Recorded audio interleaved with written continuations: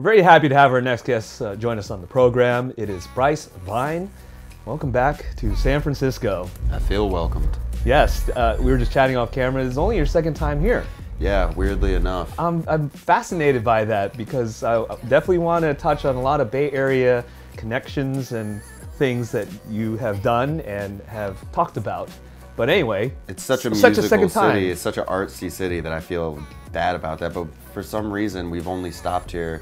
The first tour I ever did, we stopped here, and it was a great time and a great show, and I went to Mission and everything. But I was supposed to come back maybe 2 other times, and the show had to be canceled for some reason.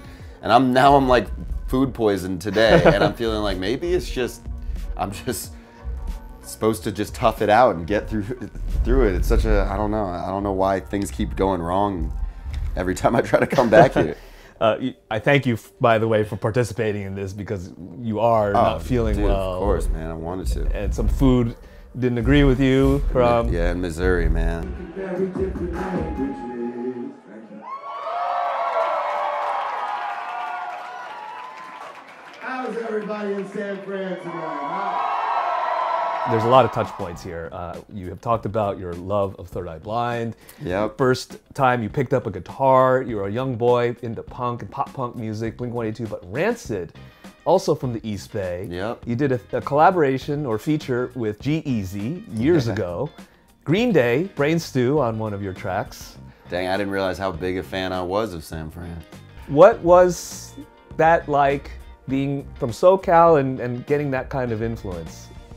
People that come from here, there's just a raw artistry about them that for some reason I haven't found anywhere else. Like you said, like Third Eye Blind was my favorite band growing up because I'd never heard anything like them before. I'd heard influences like obviously AC/DC and grunge music of the 90s, but I'd never heard a pop rock group talk about meth addiction in a song. Yeah. You know what I mean? There's just an honesty, and I think maybe it just attributes to the people that come from here. You know, G-Eazy is a very authentic guy too. Green Day, like it's just maybe they just breed them out here different. You're having a lot of attention right now with Drew Barrymore. Yeah.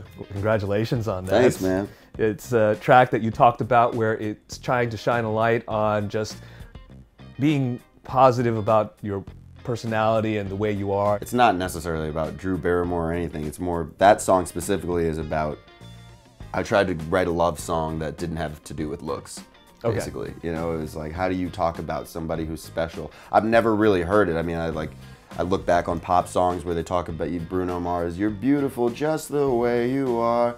And then he goes on to talk about how beautiful she is physically. And no disrespect to him, but it's like, it was a harder process trying to personify somebody that doesn't exist and what you would love about them if they were just try to make a love song for whoever you do love. So, yeah. So that's what that song was specifically kind of trying to do. And I guess it worked out. I'm sure you talked about it, but if you could just explain once again why Drew Barrymore as opposed to... She's kind of iconic. You know, she's reached like Hollywood iconic status. Beloved by American culture, and she's by no means like the hottest chick in the galaxy. You know what I mean? Like she's a beautiful girl, but when you think of like all the other famous actors, Angelina Jolie, Jennifer Lawrence, yeah, I mean, it's very easy to fall in love with them, and her charm just kind of exceeds that. So she seemed like a good example of somebody to use. Did you fall in love with Drew Barrymore at any point? Yeah, man. 50 First Dates, Wedding Singer? Wedding Singer. That was it for me. I was like, she is adorable. Like, I want a girl like this, you know? And I was like, and I knew I wanted to be a musician already when that came out and stuff. I was like, that's gonna be the kind of girl that I have one day. Right. And you're waiting for that moment so that you can get her on a plane and get Billy Yeah. Idol to Oh help my you God. out and start serenading her. Way too cute. It's too cute. Now this is just one track that is out right now, and I understand there is an album in the works. Yeah. And there's a very title, Carnival, is that true? Okay. Yeah. Is this lead up to it at the end of the year, middle of the year, summer? Dude, I mean, it's as soon as I'm done with all the songs. Like, I get little pieces of everything done at a time. The reason I call it Carnival is because the whole thing is colorful and has a lot going on. But I want it to be like, I don't have to explain who I am as a person once the album comes out. You just know this is the kind of music I make and the kind of person I am. And it's a colorful album for sure. I think maybe October. I'll say October would be like a good time for it to come out. It's like 12 songs. I'm almost done with all of them. Oh. There's like little pieces of each one that I haven't quite nailed down. Like one specifically called Sweet Disease. And I love it so much, and I just cannot get this one line for the hook. And eventually I'll just have to put something there, you know, just to work from. But I'm way too much of a perfectionist sometimes. It actually like... Well, let's not make this into a Chinese democracy like Guns N' Roses took 16 years to release.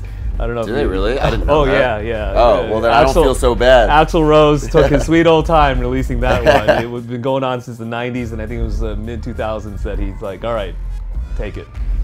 I don't know what it is, man. I don't know. It's just, you want something to be right if you're going to put it out at all. Yeah. Dude, Appreciate the great to talk to time. you, man. Great to meet you. Seriously, Yeah, you looking too. forward to the show. Thanks, man. It is Bryce Vine. You're watching B-Sides on Air. Thank you guys so much.